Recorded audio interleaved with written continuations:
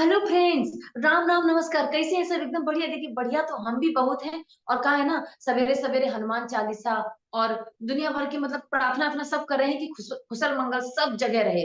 और ऐसे ही अब है ना, शरद जी जो है ना आपको और खुश करने के लिए आ रहे हैं। कैसे जो the legend of Hanuman season 6 आने वाला है ना, वो में जी जी। हनुमान जी की जो आवाज होगी ना, वो शरद जी की होगी। तो हम सोचे लाओ भैया उन्हीं से बातचीत करते हैं और जानते हैं कैसा रहा उनका एक्सपीरियंस। स्वागत करते हैं आपका सासभर बेटिया में। मीनू मौसी, आप अभी भी तथ्यों से अनभिज्ञ हैं। बिकॉज लेजेंड ऑफ हनुमान में मेरी हनुमान जी की आवाज नहीं है, मेरी रावण की आवाज नहीं वो तो हम देख रहे थे, लेकिन अभी हनुमान जी की आवाज, अच्छा हाँ हम भूल गए थे। है। हाँ कितना काम क्योंकि कर रही हैं आप, घर दमदार, का भूल जाती हैं। दमदार आप का करी उम्र हो गई है। अब क्या करें अभी मौसी। अच्छा एक बात बताइए, जी। रावण जी की, राम मतलब रावण नाम हाँ सुनते ही मतलब ऐसा लगता है कि ऐसा आदमी जो चले तो हाँ। धरती कांपे, जी लोग डरे। जी वैसी आवाज आपकी दमदार। जी। तो क्या कहेंगे, मतलब अब आप जब रावण के डायलॉग बोलते हैं सब मतलब करते, तो अब कभी कभी आपको ऐसा लगता है कि हाँ भाई रावण एक्चुअली उसका आवाज भी वैसा ही कुछ होगा। हाँ, जैसा वर्णन है, जैसा सुना है, जैसे जैसा उसका व्यक्तित्व है, मुझे लगता है कि ऐसी ही कुछ आवाज होगी। दमदार। आप सही कह रही हैं कि धरती कांप रही होगी, लोग डगमगा रहे होंगे वहां पर। तो कहीं ना कहीं वो एक पहलू है जो बहुत जरूरी है एक ऐसे किरदार के लिए। और मुझे तो बिकॉज क्या है कि जब हम डब करते हैं तो कोई विजुअल नहीं होता है, हमको सब मन से बिल्कुल सोचना होता है। मन से सोच के कैसा वातावरण होगा, कैसे मेरी मेरी सेना होगी, राम जी और लक्ष्मण जी सामने होंगे, वो सब एक दिमाग में सोच के उसको एक इमेजिन करके और फिर डायलॉग बोलने होते हैं। कोई वीडियो तो होता नहीं है देखने के लिए। बिल्कुल। तो कहीं ना कहीं वो जो एक प्रोसेस है, वो एक जो तरीका है इस शो में पर्टिकुलरली, वो बहुत ही अनोखा है। और मुझे पूरी एक स्वतंत्रता मिलती है कि मैं अपने तरीके से रावण को आपके समक्ष प्रस्तुत कर सकूं। अच्छा एक बात बताइए, देखिए आपने जी अंग्रेजी पिक्चरों की भी डबिंग करी है, तो उसमें जी। तो क्या होता है ना, सामने पूरा चलचित्र आपके सामने आ जाता है कि अच्छा ये उड़ बिल्कुल। के मारने वाला है तो ऐसी आवाज निकलनी चाहिए, ये जी इसको कूटने वाला है तो ऐसी आवाज निकलनी चाहिए। लेकिन यहाँ पर पहले आपका वॉइस ओवर होता है और फिर उसका एनिमेशन बनाया जाता है, ऐसा कुछ है? जी। जी बिल्कुल बिल्कुल ऐसे ही है। और आई थिंक भारत में पहली बार ऐसा हुआ है कि पहले डबिंग हुई है, पहले वॉइस एक्टिंग हुई है, उसके बाद फिर उसका एक एनिमेशन क्रिएट किया गया है। तो बहुत अनोखा और बहुत इंटरेस्टिंग एक तरीका है ये। और बहुत मजा आता है मुझे करने में, जब भी हम सीजन दर सीजन डबिंग करते हैं। तो एक तो नई नई कहानियां पता चलती हैं जो शायद बहुत लोगों को नहीं पता है, मुझे भी शायद नहीं पता थी बहुत सारी चीजें। तो वो मुझे पता चलती हैं उस दौरान क्या हुआ था, क्या क्या इंसिडेंसेस हुए थे।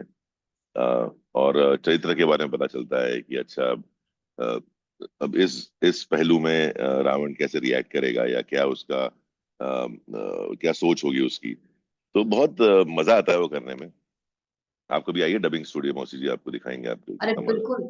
हम तो जानना चाहते हैं कि भाई कैसे डबिंग का, ऐसा देखिए एक जगह बैठ कर जी आपको ऐसा व्यू करना है कि इंसान भाग रहा हो, वो बिल्कुल। देखना है, जानना है कि भागते हाँ। भागते भागते भागते कैसे व्यू किया और जाता है। देखिए, बहुत सारे जो लोग डबिंग करते हैं वो बहुत आई थिंक सक्षम है इस चीज में कि बहुत आसानी से कर लेते हैं। मुझे थोड़ी दिक्कत होती है बिकॉज एक कलाकार या एक एक्टर के तौर पर ना, मुझे वो एक्टिंग करने की आदत है। तो बड़ा फनी बिल्कुल होता है, बड़ा ऐसा बहुत, जो बाहर बैठते हैं वो हंसते हैं बहुत देख के मुझे कि ये क्या कर रहा है आदमी अंदर। मैं अंदर भाग रहा होता हूँ स्टूडियो के अंदर खड़े होके। तो वो, और मैं बैठ के बहुत कम डबिंग करता हूँ, मैं खड़े होके डबिंग करता हूँ। तो ताकि पूरा एक, आप सिर्फ आवाज नहीं है, आपके पूरे शरीर का उपयोग है उसके अंदर। तो बड़ा बिल्कुल। फनी, बड़ा बड़ा फनी होता है वो देखना। बहुत लोग हंसते हैं मुझे देख के। बिल्कुल मतलब लोगों ने ना ऑन लोकेशन देखे हैं, बिहाइंड द कैमरा सीन देखा है, लेकिन ये जो चीज होती है वो हाँ दिखानी ज्यादा जरूरी है। कैसो इसमें जो आर्टिस्ट है उसकी ज्यादा मेहनत लगती है, क्यों? हाँ बिल्कुल, बहुत बहुत मेहनत लगता है लोगों को। आसान है कि सिर्फ आवाज निकालनी है, बोलना है। बल्कि मुझे पता है कि वो कितना दौड़ भाग करनी पड़ती है, कितनी क्या क्या होता है ना, जब आप एक वातावरण में होते हैं जहाँ एक सेट है, जहाँ लोग हैं, आपका को एक्टर है, क्या आपको पता होता है कि कैसे करना है। या आप अगर धक्का भी दे तो धक्का खाने वाला सामने होता है। यहाँ कोई है ही बिल्कुल नहीं सामने। या माइक है और माइक से आप हट नहीं सकते हैं। तो उस दायरे में रह के जो जितनी आप हरकतें कर सकते हैं वो मैं करता हूँ। और वो देखने में बड़ा फनी होता है। अच्छा एक चीज और जानना चाहेंगे, देखिए एक कलाकार, हमें इतना मालूम है कि जो कलाकार है ना कभी संतुष्ट नहीं हो सकता। वो जी। भले ही एक्टिंग करके घर आ जाए, लेकिन फिर घर आके पड़े होके यही सोचता है कि नहीं इसको हम ऐसे भी कर सकते थे, नहीं नहीं कल इसको ऐसा करूंगा, ऐसा हाँ। कुछ रहता है। तो हाँ, वॉइस ओवर में भी यही फीलिंग रहती है। बिल्कुल बिल्कुल, हर जगह तो कोई अगर कलाकार संतुष्ट हो जाएगा तो उसकी जो ग्रोथ है वो खत्म हो जाएगी। जब वो संतुष्ट हो जाएगी मैंने आज बहुत अच्छा काम किया है। एक सच्चा कलाकार वही है जो घर आके सोचे कि अरे यार इसको ऐसे कर लेते यार, वैसे कर लेते। तो कहीं ना कहीं वो भूख बहुत जरूरी है, या वो सोच बहुत जरूरी है किसी कलाकार के लिए कि नहीं यार और क्या कर सकते हैं इसके अंदर। तो वो तो हमेशा ही होता है मेरे साथ।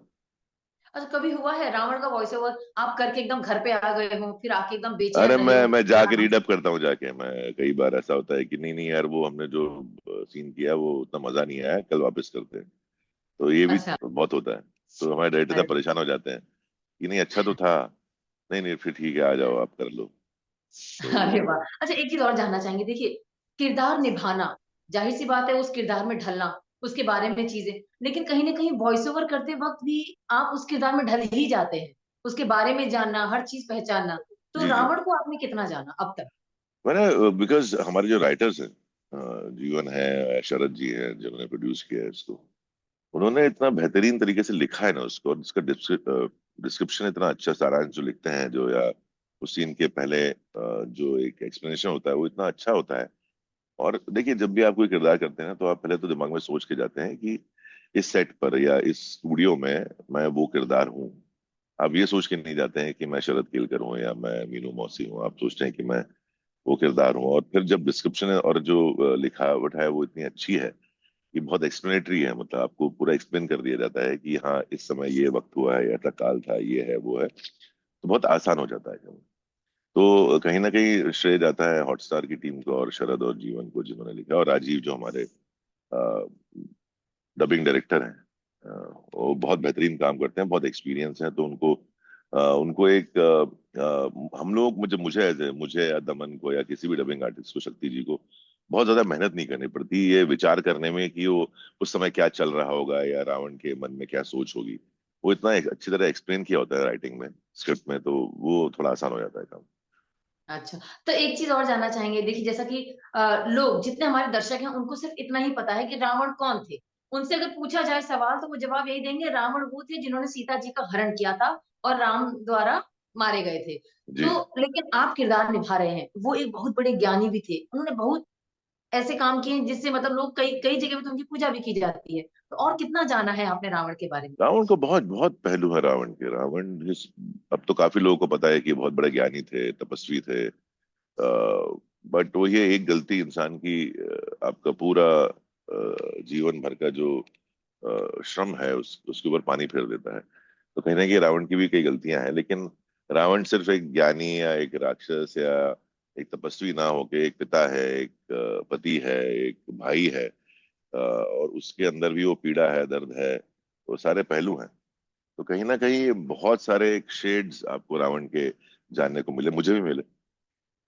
और जब आप वो जान लेते हैं तो उसको प्रस्तुत करने का तरीका, आपका एक माइंडसेट चेंज हो जाता है। तो बिल्कुल। आप अगर देखेंगे भी शो तो ये बहुत हटके है। यहाँ हमने रावण को सिर्फ एक बुरा आदमी करके नहीं प्रस्तुत किया है, उसके अंदर के पहलू जो है वो भी प्रस्तुत किए हैं कि और ये इस चीज को दर्शाता है कि आजकल के समय में भी आप अगर अपनी मनस्थिति को, अपनी सोच को बदलेंगे तो आप कहीं ना कहीं रावण के दायरे से बाहर आ सकते हैं। इसलिए वो पहलू दर्शाए गए हैं कि क्या नहीं करना है। बिल्कुल। अच्छा एक चीज और जानना चाहेंगे, देखिए अभी आप गए वॉइस ओवर कर रहे हैं, उस किरदार में ढले हुए हैं, जी। घर आने के बाद कभी ऐसा हुआ है कि वो कहीं ना कहीं वो जो क्या ना थोड़ी बहुत कैरेक्टर वो कहीं ना कहीं घुसा रह जाए और अचानक वो निकल के आए बाहर नहीं नहीं घर के? बिल्कुल भी नहीं। मेरा शुरू से 20 साल से मेरा एक ही, क्योंकि मैं कभी एक्टिंग स्कूल गया नहीं, मैंने कभी थिएटर किया नहीं, मैंने कभी वो मेथड अप्लाई, मेरा एक ही सिंपल मेथड है, वो है स्विच ऑन स्विच ऑफ। मैं जब सेट पे जाता हूँ तो मैं वो किरदार होता हूँ, मैं जैसी डायरेक्टर ने बोला पैकअप तो मैं किरदार से बाहर हो जाता हूँ। तो मैंने जिंदगी में कभी नहीं किया। एक फिल्म मैंने की थी, वहां मुझे तकलीफ हुई थी, पर तकलीफ हुई थी, मैं उस किरदार में नहीं था, मुझे मेरे सोच के बहुत तकलीफ हुई थी। बट अदरवाइज बहुत इतने सालों में मैंने कभी वो किरदार को या कोई भी बाहर की चीज में घर पे लेके नहीं आता, चाहे वो काम की चीज हो, चाहे वो बिजनेस की चीज हो, चाहे वो मैं कभी वो किरदार या कोई भी सोच, मैं मेरे घर पे मेरा अलग वातावरण है, मैं बहुत ही घरेलू टाइप का आदमी हूँ। अच्छा एक बात बताइए, आपने वॉइस ओवर तो माइथोलॉजिकल शो के लिए किया है, जी जी लेकिन अगर कभी लाइफ में शरद केलकर को जी। बोला जाए कि आप ऐसा कौन सा किरदार निभाना चाहते हैं पूरे माइथोलॉजिकल में, तो कौन हाँ, सा किरदार निभाएंगे पौराणिक में? मुझे लगता है जैसा मैं हूँ, जैसी मेरी सोच है, जैसा मेरा एक डीड लॉल है, आई थिंक शिव जी का किरदार अगर मुझे मिले तो जरूर निभाना चाहूँ। अरे वाह! मतलब अब महादेव का रूप चुना है आपने, मतलब जी जिनसे जी जी। रावण ने आशीर्वाद लिया था। आशीर्वाद है। देखिए, एक बिल्कुल थे सही। उनका उनका किरदार मैं कर चुका हूँ, छत्रपति शिवाजी महाराज का, तो अभी वो तो, बट वो हो गई हिस्टोरिकल बात। लेकिन हाँ, माइथोलॉजी में अगर आप कहें तो मैं जरूर महादेव का रोल करना चाहूंगा। एक चीज और अभी हमारे दिमाग में है, देखिए आपने हिस्टोरिकल टाइप का भी किया है और वॉइस ओवर किया है पौराणिक का, जी तो जानना चाहेंगे दोनों के वॉइस ओवर में कहते हैं हिंदी बहुत शुद्ध होती है, पुरानी जो जी जी पिक्चर में दिखाई जाती है और इसमें भी, जी। तो सबसे ज्यादा कठिन हिंदी उस हिस्टोरिकल वाले में होती है या माइथोलॉजिकल वाले में होती नहीं, दोनों में ऑलमोस्ट देखिए क्या लहजे का फर्क होता है, बट जो माइथोलॉजी होती है वो बहुत स्पष्ट तौर पे होती है। वहाँ आपको मतलब वो ईश्वर की आवाज है, या वो वैसा साउंड करना चाहिए। जहाँ हिस्टोरिकल में वो एक मनुष्य ही है, वो एक आम इंसान है। तो वो थोड़ा तरीका अलग होता है, बट हिंदी हाँ दोनों में ही। और चूंकि मैं मध्य प्रदेश में पला बड़ा हूँ, तो मुझे उस बात की एटलीस्ट तकलीफ नहीं है कि मुझे है? भाषा बिल्कुल। पे हाँ मतलब तकलीफ होगी थोड़ी सी। तो हिंदी अच्छी है, बचपन से हिंदी मीडियम में पढ़ाई की है। हाँ, कोई अगर अगर इंग्लिश में आ गई सीजन तो तकलीफ हो जाती है मुझे। अच्छा एक बात तो बताएं, जी जितने भी किरदार आपने निभाए बड़े दमदार टाइप के किरदार रहे, जी जी। मतलब एक होता ना कि एक चबी चबी मतलब क्यूट क्यूट वाला नहीं, एकदम कहता है माचो मैन टाइप, मतलब हाँ हैंडसम हम जो हाँ वैसे जी। किरदार निभाए हैं। घर में आप कैसे हैं, चुलबुले टाइप हैं या वैसे एकदम कड़क मिजाज और एकदम कहते हैं ना कि अरे हाँ ये आदमी है, इससे ज्यादा वो आदमी है, ऐसा नहीं? मैं नारियल जैसा हूँ। मैं ऑन स्क्रीन जब होता हूँ तो बाहर का एक आवरण होता है, और पूरा। जब घर पे होता हूँ तो मैं वो अंदर का जो एक सॉफ्ट सा वैसा। और बेसिकली मैं बहुत ही मजाकिया, बहुत ही लेट लिव वाला इंसान हूँ। मैं बहुत जिंदगी को एंजॉय करता हूँ। मैं बिल्कुल स्ट्रेस, गुस्सा एक टाइम पे था, अभी काफी साल से मेरी बेटी हुई है 10-11 साल से, अब तो बिल्कुल भी नहीं है। तो मैं बहुत ही चिल्ड आउट आदमी हूँ। मैं घर पे बिल्कुल एक आम इंसान जैसे हर परिवार में होता है, आपके पतिदेव होंगे वैसे, तो मैं वैसे ही रहता हूँ। और बहुत डांट भी खाता हूँ श्रीमती जी से, अपनी देखिए बेटी से, बीवी से मम्मी डांट से। हर कोई खाता है। हाँ, सब सब डांट खाते हैं। मम्मी से भी डांट खाता हूँ। और नहीं, मैं बहुत बहुत कोई कोई गुस्सा नहीं करता मेरे पे, मतलब मेरे अरे मुझे वाह! अच्छा एक चीज। तकलीफ है तो आर्ग्यूमेंट से और झगड़ा करने से, या घर पे कोई अगर बहुत चिल्ला चिल्ला के बात करे तो मुझे बड़ा तकलीफ होती है। क्यों भाई, क्या प्रॉब्लम है यार, इतनी अच्छी जिंदगी है, हवा पानी है, एंजॉय करो लाइफ। अच्छा एक चीज और जानना चाहेंगे, देखिए आपने कहा आप बहुत कोमल हैं, आपकी बीवी भी उतनी ही मतलब कहा जाए ना मस्तीखोर चंचल मन की है, दोनों में से नंबर वन पे चंचल कौन, आप या आपकी बीवी? मैं हूँ मैं। अच्छा हाल ही में एक वीडियो बड़ा वायरल हो रहा हाँ था जी जहाँ हाँ जी पर आपकी हाँ जी। बीवी मस्त बोट में नाच रही थी और चुपचाप आप हंस रहे थे, तो वो तो दूसरा वहां वीडियो मैंने का डाला नहीं है। अच्छा उसमें आप मेरी करतूतें देखते तो हाँ मतलब ज्यादा है। बट वो भी चलिए बहुत। वो भी फन लविंग है बहुत। और वैसे ही होना चाहिए घर का वातावरण है कि बिल्कुल बिल्कुल आप हंसते खेलते रहें, और बिल्कुल बिल्कुल तभी जिंदगी आसान होती है। बिल्कुल। अच्छा इसी तरह हंसते खेलते रहिए और ऐसी बढ़िया बढ़िया पिक्चरें लाते रहिए और अच्छे बढ़िया बढ़िया एकदम बीओ करते रहिए। बस जी। एक चीज और बता दीजिए, खबरें इसके अलावा और कहाँ नजर आएंगे शरद केलकर? बहुत।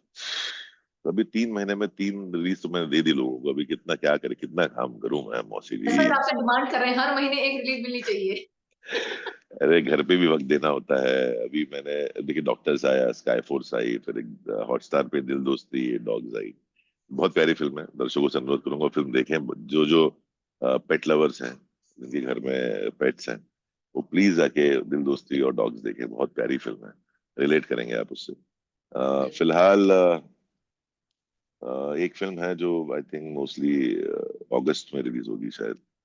उसका नाम है मुड़ मुड़ के ना देख। वो बड़ी इंटरेस्टिंग फिल्म है, बड़ी कवर की फिल्म है। फिर एक सीरीज है जो आई थिंक अक्टूबर में आएगी। और एक टीवी शो तो मैं शुरू कर लिया है मैंने ऑलमोस्ट, तो वो आ जाएगा 1-2 महीने में। और अरे वाह बढ़िया है, मतलब जल्द ही आपके दर्शन होंगे छोटे पर्दे बिल्कुल पर भी। बिल्कुल बिल्कुल बिल्कुल। चलिए बढ़िया, आपसे बात करके वाकई शरद बहुत मजा आया, फिर मुलाकात थैंक यू। करेंगे, फिर थैंक यू दिल मीनू दोस्ती मौसी, डॉक्टर थैंक जी यू। से मुलाकात करनी चाहिए।